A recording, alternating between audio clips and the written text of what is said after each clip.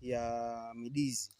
Kwa hiyo kuna miche mbalimbali ambayo tunaweza tukajifunza, yote tutaangalia hapa na tutaona kwamba kwa nini mche huu unakuwa ni bora kuliko ni mche mwingine, na ili kusudi na wewe utakapoanza kilimo hiki cha ndizi au utakapoagiza midizi ya midizi mbalimbali, maana kwamba midizi hiyo utapewa katika in term of miche.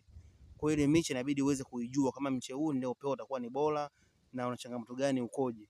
Kwa hiyo kwa siku ya leo, mpenzi mtazamaji, tuko na mkulima hapa anatupitisha katika shamba lake.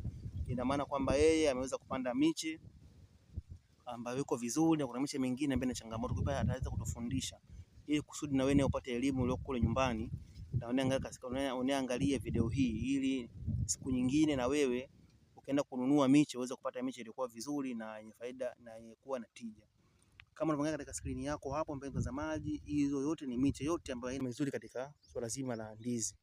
Kwanza kabisa na kuomba uweze kujitambulisha. Asante sana. Na pia uweze kutuelezea, tunazunguka katika shamba lako tuweze kuangalia miche aina mbalimbali. Okay. Na pia tuambie kwamba hii ni bora au si bora kwa mafunzo na tuweze kujifunza. Sawa sawa. Ndio, karibu.